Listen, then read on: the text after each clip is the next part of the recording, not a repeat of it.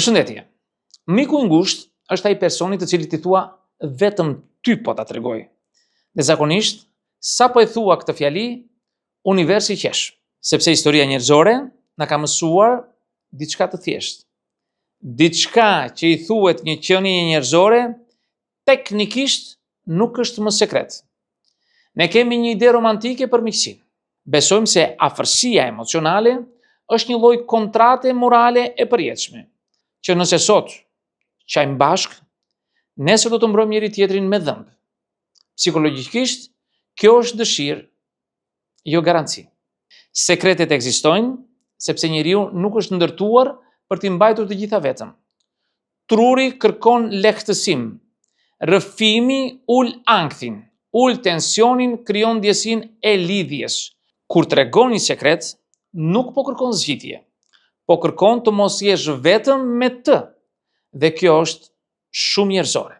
Problemi fillon kur ngatrojmë nevojën për lehtësim emocional me sigurinë absolute.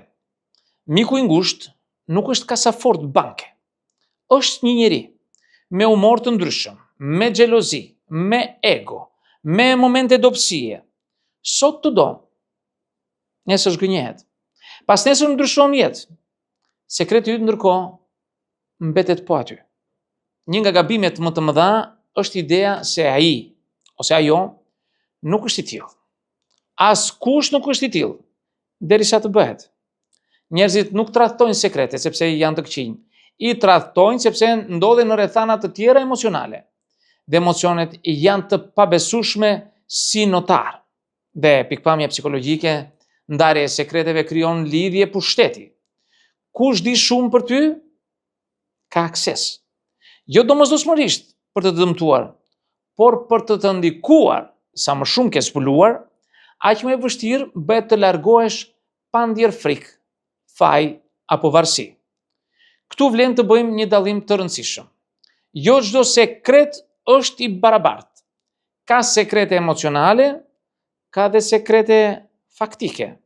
Sekretet emocionale janë mendime, frikra, pasiguri, ndjenja që nuk të nxjerrin në sheshin publik.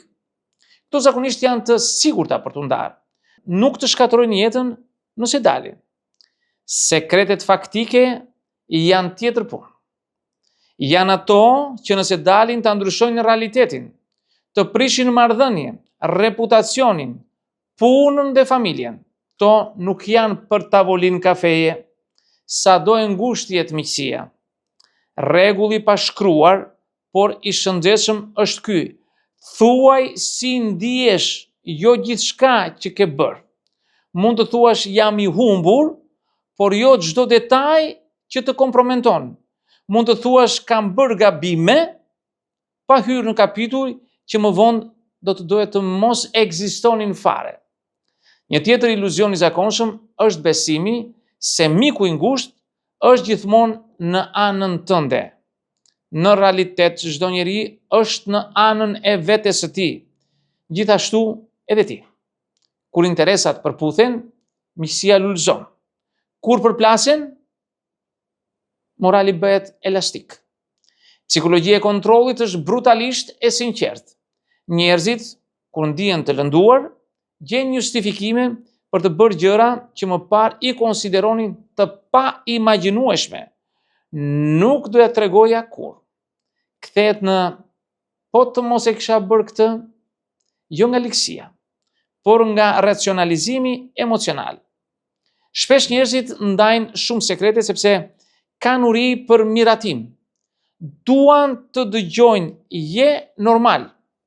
Të kuptoj, si e i keq, jo. Por për këtë janë gati të zhveshin gjithçka. Por validimi emocional nuk kërkon vetë sabotim. Mund të marrësh empati pa dorëzuar armët. Një tjetër keq kuptim i madh. Jo çdo mik është mik për gjithçka. Ka miq për humor, për dalje, për llafe të lehta, ka miq për biseda të thella. Dhe ka shumë pak njerëz për sekrete serioze. Gabimi është t'i futesh të gjithë në të njëjtin kategori vetëm se ke kaluar kohë me ta. Një sinjal i thjesht për maturinë e një miku është mënyra si flet për të tjerët. Nëse i nxjerr sekretet e të tjerëve me një filxhan kafe, mos u mashtro se të tuat janë përjashtim. Njerëzit nuk ndryshojnë standarde etike sipas personit, ndryshojnë vetëm justifikimin. Një tjetër problem është përdorimi i mikut si terapist falas. Miku nuk ka trajnim, nuk ka neutralitet, nuk ka distancë profesionale. Ai ka historinë e vetë, plagët e veta, interesin e vetë. Kur i hedh gjithë barrën emocionale dikujt, rrezikon ta lodhësh dhe ta largosh, dhe nëse të do. Nga ana tjetër, të mos ndash asgjë është po aq problematike.